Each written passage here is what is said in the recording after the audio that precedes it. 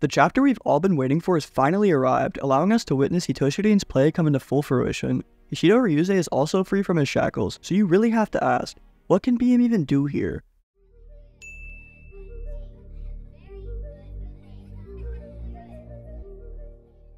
What's going on, everybody? My name is Animasu, and today we're going to be overviewing Blue Lock chapter 275, titled Crashoot. If you enjoy staying up to date with Blue Lock and also agree that Itoshi Rin needs therapy, make sure to click that subscribe button, comment below your thoughts, and also feel free to join my community Discord to interact directly. Without further ado, let me show you what playing for the badge truly means. Today's chapter splashes us right back into the action with no intro text at all, as Yoichi turns his head in complete shock.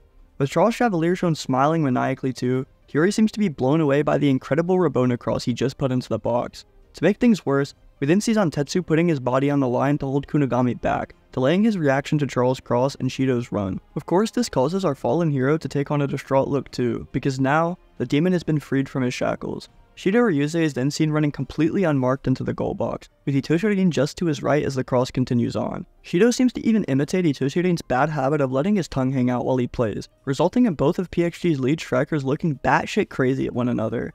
Ness, Kaiser, and Isagi seem to be the closest Bastion Munich players to get in the way, as Kunigami seems to be hella staggered by the GOAT Zantetsu. I don't know if y'all have read episode Nagi yet. I know I've been promising to cover it for ages, I'm working on it. But anyways, Zantetsu's aura is literally a 50 caliber bullet. How can you not like this dumbass speedster? Anyways, back to the main story though, Itoshi Rin seems to be monologuing about the trajectory of Charles' cross and his best shooting point. At his current rate of waiting for the ball, Shidou will end up catching up and interfering with his shot. He opts to instead change his shooting point to the front right of the cross earlier in, not allowing Shidou any space to interfere. As we then see his foot slam into the ground while confirming this route change, Itoshi Rin takes off right onto his diagonal run, leaving Shidou initially shocked by this. He then reverts back to Shidou light by taunting Rin, asking if he's running away from the shot after all of his build-up. We obviously know though that Rin is not bitch-made, so with him continuing to monologue, he denies Shidou's accusation, saying that he's actually making his shot even harder here. Looking up into the air as the cross continues, Rin has decided to shoot from a high point that even Shidou can't reach now, which is one thing I predicted. It's not a direct devouring of Shidou's technique or skill, but at least he purposely is going for a shot that kinda mocks the demon in a way. With Rin's exact shot course and plan then being shown, Gagamaru looks terrified, and to be fair, who wouldn't as goalkeeper? Rin is already a disgusting striker and has beautiful shots, but now he's cranking it up to 11 and going for a bounce shot into the top left net, like what the hell? He continues to sprint with the ball just above his head, assuring us that he will burn through his life here and evolve even further on this pitch. Still too lukewarm. With another apparition of Itoshi Sai appearing at his front, Rin's potential is still being limited by his new-gen brother. He can't seem to find anyone to take the place of Sai, making this poor kid even more rampant than before mentally and on the pitch. Even he is shown to be frustrated and saddened by this fact, because with this aerial shot, Rin can still not surpass Itoshi Sai's illusion. That's your limit, Rin. You just can't be the world's best. With his brother's words echoing in his mind and even his apparition moving like in the U20 game and that snowy night, Itoshi Rin is plunged into complete despair here. If he doesn't overcome this image of Itoshi Sai here and now, then Rin will never grow or evolve any further, which even he admits. You're just a trashy little brother living in my shadows. Get lost, Rin. I don't need you in my life anymore.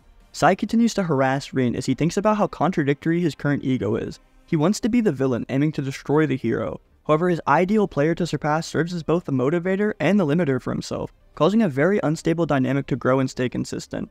Rin even directly says, just my murderous intent towards him is enough to stop me from coming up with ideas to overcome him. With his eyes lighting up, however, as if he's young again, Itoshi Rin pleads for someone to give him a new impulse and desire to kill.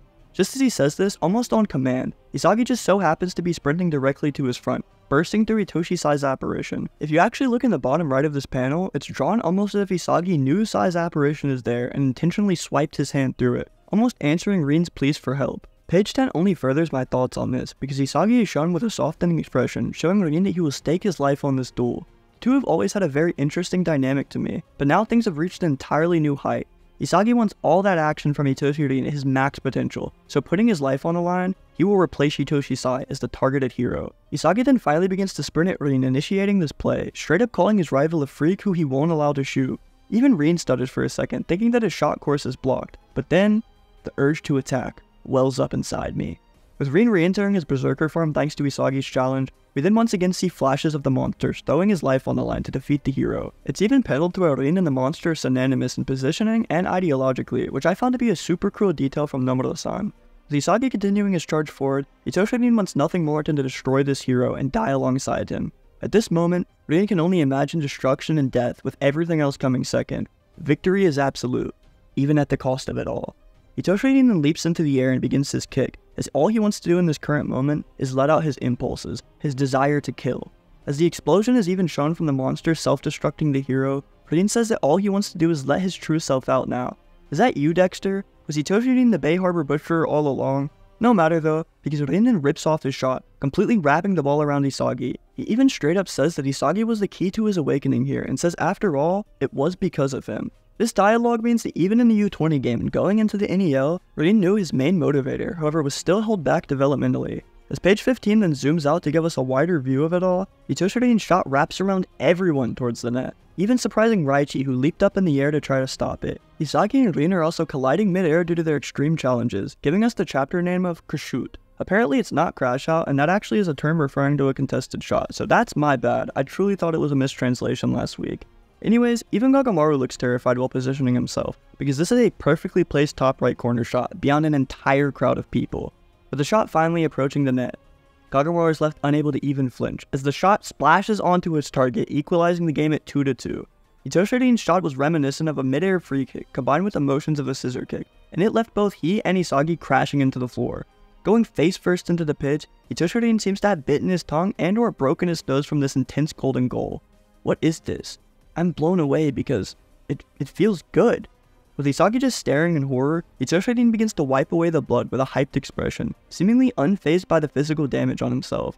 He did exactly what he wanted by putting his soul and body on the line, and sadly for Isagi, he was the catalyst of it all. Blue Lock's true rivalry is finally back, and with our genius of adaptability, football tackling the rampant berserker. A lot of people in the community are tweaking, saying that Isagi deserves a card for this, but not only did Rin already score the goal, they both intentionally went for this duel, and I just don't even know what to say about this. The defender simply put his body in the way and ignored the ball, while our attacker leaped into the air for an insane head-level kick. Although I agree Isagi should have handled the defending better, he gave Rin exactly what he asked for, putting both of their entire bodies on the line. It's now time for Isagi Yoichi to awaken once more and showcase his dormant true ego, as both Kaiser and Itoshi Rin did this game. But that sadly being the end of today's chapter, it seems like we didn't actually get any outro text this week, just like the intro. It's more than likely there is some in officials, however Blue Lock scans are going through a rough patch right now, so I apologize. Make sure to let me know your theories for what comes next in this match, as only one goal remains. Will Bayern Munich go flawless in the NEL, and if so, who will score the winning goal? Is there any chance in hell that PXG manages to win this game? And more importantly, will Julian Loki sub in alongside Noel Noah? I just have so many questions, and I'm really excited to wrap this match up and get into the next arc. As that will end off today's video, I just want to thank you all so much for sticking around to this point in. If you enjoy staying up to date with Blue Lock and or my content, please support the channel by clicking that subscribe button, commenting below your thoughts, and also feel free to join my community Discord so you can interact with me directly. I hope you all have an amazing day, and I'll see you all in another video real soon, I promise.